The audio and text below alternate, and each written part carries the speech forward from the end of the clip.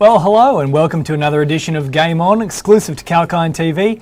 I'm James Preston, and in this episode, Quinton De Kok faces a sticky situation. There's more controversy surrounding the Australian Open, and Brett Phillips has all the goss, and the South Sydney Rabbitohs enter the world of cryptocurrency. But let's begin with sports news. Beginning with the world of football, and Manchester United are reeling following their equal biggest ever Premier League defeat to Liverpool. Ole Gunnar Solskjaer's men were humbled 5-0 by Jurgen Klopp's, with the Red Devils down 4-0 by half-time.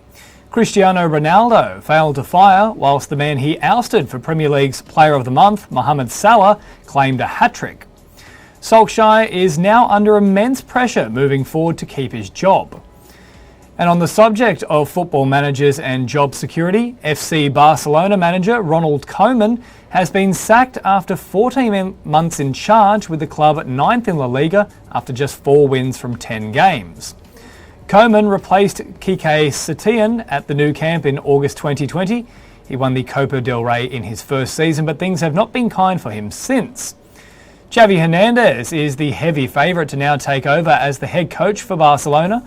According to reports on Thursday, the Catalan Giants have already begun negotiations to hire the Al Sadd manager, and he may start his new role during the November international break. Barcelona B coach Sergi Bojan has been placed in charge on an interim basis. And in a heartwarming story this week, A-League footballer Josh Cavallo has been embraced by the footballing world after publicly revealing that he is gay. Cavallo's announcement has been warmly received throughout the footballing world, with the likes of Liverpool's Jordan Henderson, former Arsenal legend Robin van Persie, and French superstar Antoine Griezmann tweeting in support of his courageous announcement. With the announcement, Josh Cavallo has become the first openly gay professional footballer in the country, and the first footballer from any code in Australia to openly identify as gay since rugby league legend Ian Roberts came out in 1995. In rugby league news, new franchise the Dolphins have unveiled their inaugural jersey and also announced their major sponsor for their debut 2023 season. The Dolphins have now confirmed they have signed with outdoor accessories company Adventure Kings as their principal sponsor. The 4-year deal is worth approximately $5 million, making it one of the richest sponsorship deals in the country. The Dolphins will also soon enter the player market once the November 1 mark has been reached. The NRL is also contemplating the addition of an 18th team to prevent the weekly occurrence of a bye and to also appease broadcasters, and a former top-tier team believes it's their time for a return. The North Sydney Bears, who competed in Australia's premier rugby league competitions between 1908 and 1999, have unveiled a bold plan to secure their reinstatement into the NRL. Bears chairman Daniel Dixon has set out a bold plan that would see the club play between 4 and 6 of their home matches at their traditional home ground of North Sydney Oval. The Bears would then also host the remainder of their home ground fixtures in regional New South Wales, with Dubbo, Coffs Harbour, Wagga Wagga, the Central Coast and Tamworth all on the list. And in cricket, the Quinton De Kok saga has taken yet another interesting twist. On Tuesday, Cricket South Africa ordered its players to take the knee before their remaining T20 World Cup matches in support of the Black Lives Matter movement, and took note of Quinton De Kok's withdrawal from the game against the West Indies, citing personal reasons. De Kok opposed the compulsion of a social and political stance, which in itself is not a particularly egregious decision. Attempting to force unity via politicising sport is in many ways the more egregious decision after all. The key issue, though, is a weaponised media and PC culture, but also mixed in with South Africa's checkered history of apartheid. Essentially, it's not a great look. De Kok was subsequently kicked off the team and removed from their T20 World Cup squad. However, last night De Kok backflipped on his stance, releasing a statement that read, "I would like to start by saying sorry to my teammates and also to the fans back home," he said. "I never ever wanted to make this a Quinton issue. I understand the importance of standing against racism, and I also understand the responsibility of us as players to set such an example. If me taking a knee helps to educate others and makes the lives of others better, I am more than happy to do so. Now, it's unclear whether the apology will result in De Kok resuming his place in the squad. Right, time now to take a little look at tennis with our master in the field who has every ace and double fault covered. It's Brett Phillips. Well, Brett, great to have you here yet again. Let's start with John Millman. A month ago, he was putting the boot into Jack's sock, and this time around, he's kicking butt with a racket. Unbelievable performance, James, last night. I watched that match in full, and yeah, Aslan Karatsev, I mean, what a 12 months he's had. It all started at the Australian Open outside the top 100. I think we may have spoken about Aslan before, and here he is inside the top 20. Incredible season. And he might have been a fraction cooked this week. Hard to back up when you win a title a week before. But take nothing away from John Millman last night. He was absolutely outstanding in St. Petersburg, and indoor event, he served well, he was aggressive. And against a guy like Karatsev, who can just play the lights out, you've got to step up and take your chances. And John has got the capabilities to do that. I mean, often the word grinder has been linked to John, bit of a journeyman grinder, gets a lot of balls back, but maybe not that destructive force. Well, he has got that gear that he can go to. So we know he's had a long year. He's probably running on fumes at the moment. He's still got, another month or so, another 6 weeks really out on tour, with the Davis Cup being sort of the last hurdle before he can even just take a breath and down tools. But yeah, he's keen to finish the year strong because that ranking has slipped a little bit. So he needs a good back end of the year here. What are his chances of taking out the entire tournament? Is there a clear path for him, or is there still quite a few obstacles to overcome?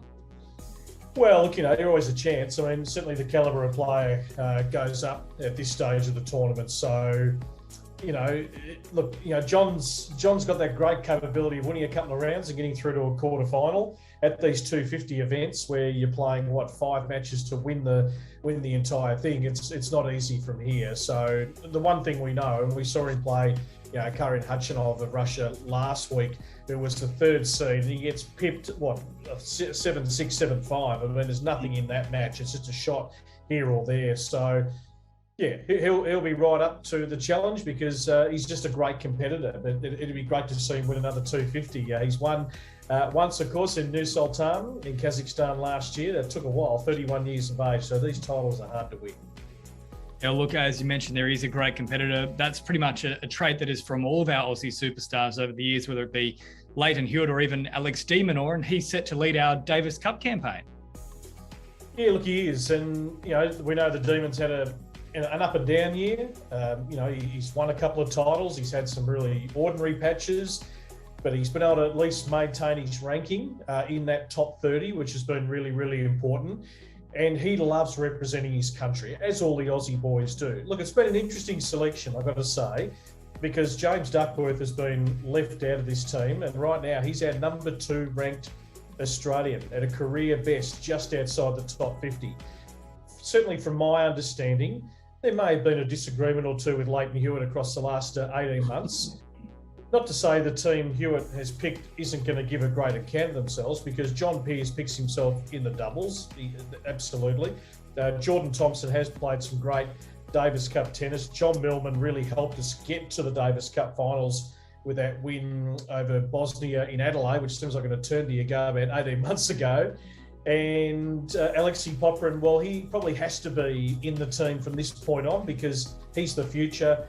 He did step up and make his debut in Adelaide, going back to early last year. So someone was going to be a little stiff, but, Duckworth was desperate to represent his country, and he certainly made it very known in public that he's extremely disappointed he's missed out. Absolutely. Now, the Billie Jean King tournament, that's also about to kick off. First match against Belgium. How do you think this one's going to pan out? Well, we're minus Ash Barty, so this is fascinating. Isla Tomljanovic is going to lead the team. Now, she had a loss this week that she probably shouldn't have on paper, but paper means not a lot in women's tennis, to be honest. The level of competition is extremely high. But based on Isla's year, she'll lead the team pretty well because she has had some great moments this year and really stepped up. And maybe just being that number one mantle might just make her really rise to the occasion. Because beyond that, we've got players in our Billie Jean King team who are outside the top 100. So, can they step up? Obviously, there's lots of teams that are missing some stars because of, just the year, the timing. So, we need to obviously hit the ground running pretty quickly, but like our Davis Cup team, our girls, with the history we've got in Fed Cup, now called the Billie Jean King Cup, we'll take it pretty seriously. There'll be a lot of pride on the line. Now, there seems to be a recurring feature of our chats for the past couple of weeks. There's so much confusion and I suppose different decision-making around COVID and vaccinations. A new one has now become a victim. This is the Kooyong Classic, which a lot of people are quite upset about. That's going to be scrapped for the second year running. Tell us a bit about what's happened here. Yeah, it's a great event. Look, I emceed it last year, and it's just down the road from me here, and it's a beautiful setting. It is a spiritual home of Australian tennis. It's always been in that 3 or 4 days leading up to the Australian Open. So they always put the field together pretty late because you've got guys who get to Melbourne. Some just want to have a hit at Rod Laver and just do their preparation there. Others want a bit of match practice. You normally end up with a pretty good field. And for the club members, it is brilliant to still have some tennis, some top level tennis back where the Australian Open used to be based all those years ago. But just with the uncertainty of January still, because it hasn't been rubber stamped, Melbourne, Sydney, Melbourne's all in Sydney, how does it look? It's probably just too hard logistically to organise the Kooyong Classic right now. Technically an exhibition event, but yeah, obviously the players love that match practice leading into the Australian Open, but not to be next year. Now, just as we wrap as well, the Oz Open, this is still up in the air. It's gone to and froing for probably the past month now. Scott Morrison coming out earlier this week saying, absolutely, unvaccinated players can play. They just have to partake in quarantine. Daniel Andrews now slamming that down. We know there's a bill in front of Parliament at the moment, which could have a huge range of ramifications, not just for sport. Where do you sit with this? Do you think we should be allowing some sort of quarantine process to have players come through and play? Or should we be sticking to the line with what Daniel Andrews says is fair play to Victorians? The $1 million question, eh? Well, I'm probably somewhere in between. I mean, yes, I love tennis. I want to see all the best tennis players here. I can understand the public's view on it. Absolutely understand it, because they've been through hell here in Melbourne. A lot of people, not me personally. A lot of people who just haven't worked, haven't been able to haven't been able to live their life normally for 18 months now.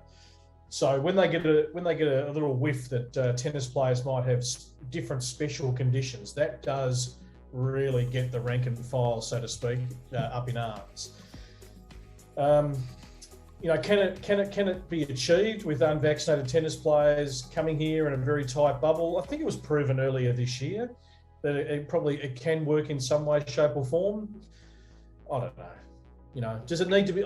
My view probably, James, is that I don't think it needs to be the strong stance of if you're unvaccinated, you can't play the Australian Open. I don't think it can be that black and white, totally honest. But I think the majority of players, I mean, we're hearing both tours up around 80% now. We've still got a couple of months to go.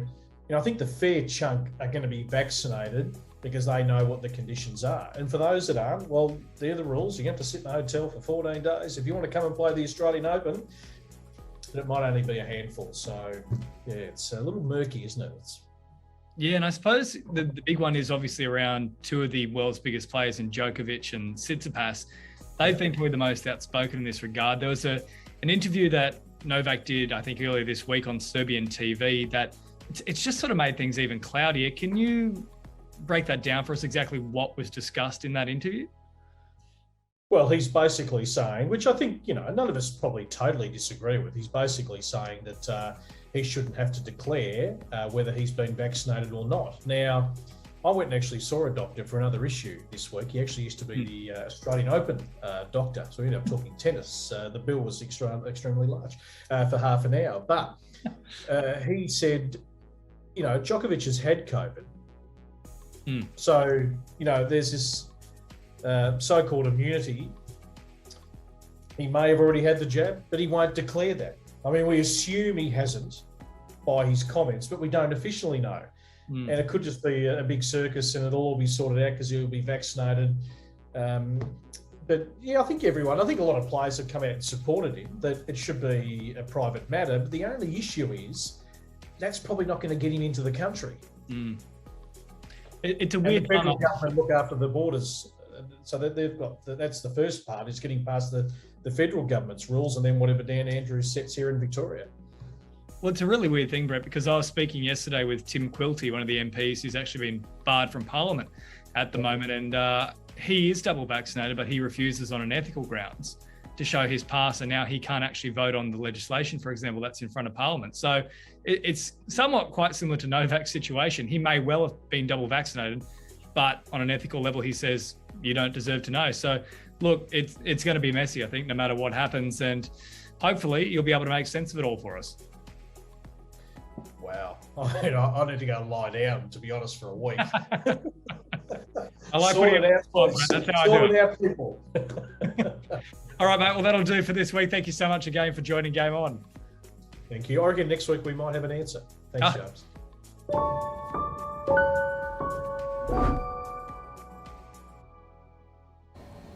What a truly odd time we do live in. Let's now go to a final break before we wrap up the show with sports business.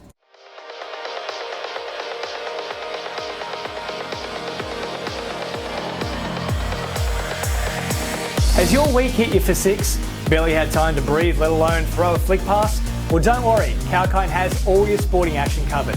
Each episode, I'll bring you the biggest sports news of the week. Exclusive interviews with athletes, sports commentators and journalists. Plus, we'll also look at the finances off the field from new broadcast deals, sports commercial partnerships and more with sports business.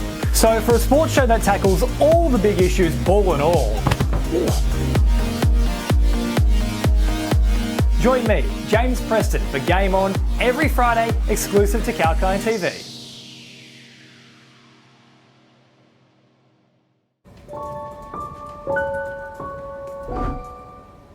Welcome back to Kalkine TV. I'm James Preston and this is Game On, your home for sports news and opinion. And it's now time to turn our attentions to the finances off the field with sports business.